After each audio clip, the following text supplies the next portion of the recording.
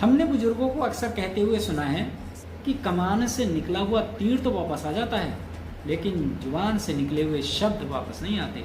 इसलिए जो भी बोलो वो बहुत सोच समझ करके बोलो। ये बात शायद अभिनेत्री से नेता बनी नई नेता बनी कंगना रनावत भूल गई और उसने जंतर मंतर पर प्रोटेस्ट कर रहे बच्चों को जनरेशन गटर कह दिया।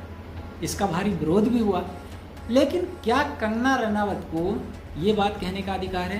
भाई कंगना, पहले तुम एक बच्चे को जन्म दो, उसे पालो, उसे बड़ा करो, उसे पढ़ाओ और एग्जाम दिलाओ, और फिर ये न्यूज़ सुनो कि उसका एग्जाम कैंसिल हो गया, और ये सोचो कि उस सारी क्रियाओं के दौरान तुमने कितनी मेहनत की है। नौकरों के बूते बच्चे नहीं पलते, नौकरों से बच्चे पैदा नहीं कराए जाते। तुम्हें तो इस चीज़ का एक्सपीरियंस नहीं है कि माँ बाप को अपने बच्चे को पैदा करने से लेकर के नीट के एग्जाम तक लाने के लिए कितनी मेहनत करनी पड़ती है। तुमने तो बस मुंह उठा करके पता नहीं किसको खुश करने के लिए अपनी जुबान चला दी कि जनरेशन गटर। दूसरी बात यह है कि तुमने बाबा रामदेव से पंगा ले लिया। बाबा रामदेव ने तुम्हारा इतिहास क्या खोल करके जनता के सामने रखा और तुम कहने लगे कि बाबा रामदेव को तुम्हारी जवानी और तुम्हारे बेडरूम की चिंता करने की आवश्यकता नहीं। क्या तुम्हें यह लगता है कि बाबा रामदेव को तुम्हारे बेडरूम तक आने की आवश्यकता है? बाबा रामदेव आज इस पोजीशन में हैं कि हिंदी फिल्म इंडस्ट्री की बड़ी से बड़ी अभिनेत्री भी उनके साथ योग करने में अपने आप को गौरवान्वित महसूस करेगी।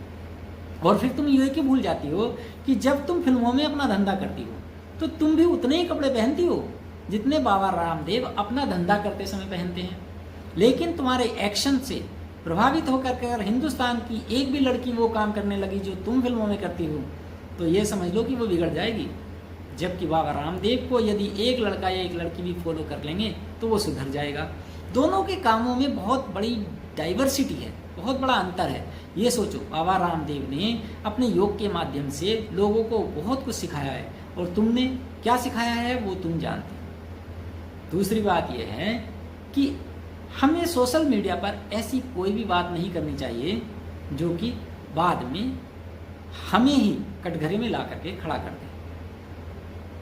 तुम अभी माँ बाप नहीं बनी हो, तुमने बच्चे का पालन पोषण नहीं किया है, बच्चे को जन्म नहीं दिया है, तुम्हें उसका दर्द नहीं पता है कि माँ बाप को बच्चे को पालने पढ़ाने में कितना दर्द होता है। इसलिए इस तरह के अनावश्यक बयानों को किसी व्यक्ति विशेष को खुश करने के लिए देने से बचो, नहीं तो देश तुम्हारी आलोचना करेगा ही करेगा।